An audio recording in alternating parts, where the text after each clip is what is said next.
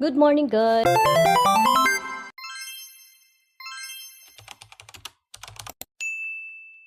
So, for today's video ay si Mr. po naman ay nakapamalengke na sa bayan ng Malolos. So, ang dala niya ay 2,000 pesos pero so, ayan ang nabili niya sa 2,000 di ba, na utal. Broccoli, siling haba, mangga dalawang patatas na malaki, talong, patola, gagawin siguro itong bulang lang, okra, capsicum, ikaling Curtis capsicum, green onion, cabbage, and we have the magpapaksyon na bangus. Parang na-miss natin yung bangus, manok, 1 kilo to, no? Mga 1 kalate siguro. Bisugo. Alam niyo ba guys, yung bisugo, favorite pinunalot yan, ng dalaga.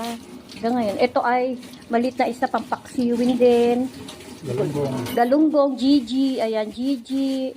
Tapos, tilapia. So, yun lang guys. Ano yung isang yun? Boneless.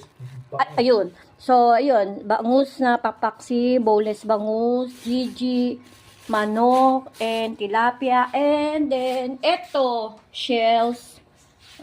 And then, ulam ni Thor. Ayan ang kanyang ulam, guys. So, ayan. So, napamalengke ni Mr. Lahat-lahat ay 2,000 pesos.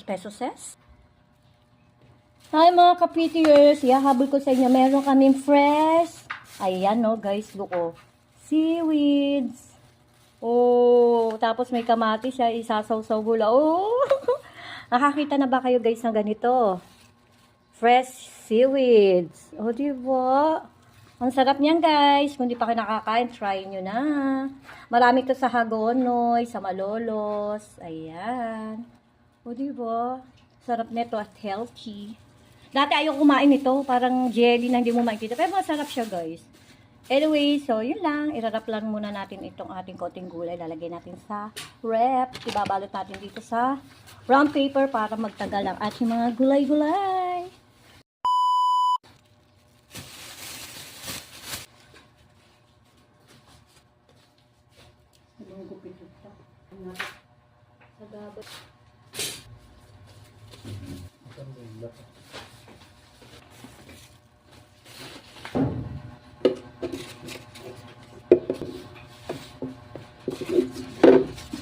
Iba tagal na gagawa na may tissue. Hello mga prettiers. So ayan, pasensya na kayo sa itsura ko at yan katatapos ko lang sa kusina na inayos ko yung mga pinamamalengke ni Mister. Habang nagpapahinga ako, nag-ayos ako ng mga SS form ko na babayaran yung mga bills and then inintay ko lang yung meral ko. And then sabi ni Mister maya tara na kumain. O siya ako, ay, hindi na ako nagsaing at yan na lang baho natin at tingnan mo maghahain ka na. So anyway, so yung guys ang acting video for today sa malengke. Si Mister inayos natin ng konti and then yeah. And then, after this, kami ipupunta sa Pet Solution sa Pet ni Thor. So, Saing, ano naman to? Magkano binabayad ko sa ano to? Oo. Diyan na, hindi naman masyado mainit ba dyan? Daddy? Mainit ba dyan? Hindi naman masyado. Sana, kakain na ba itong isang baby?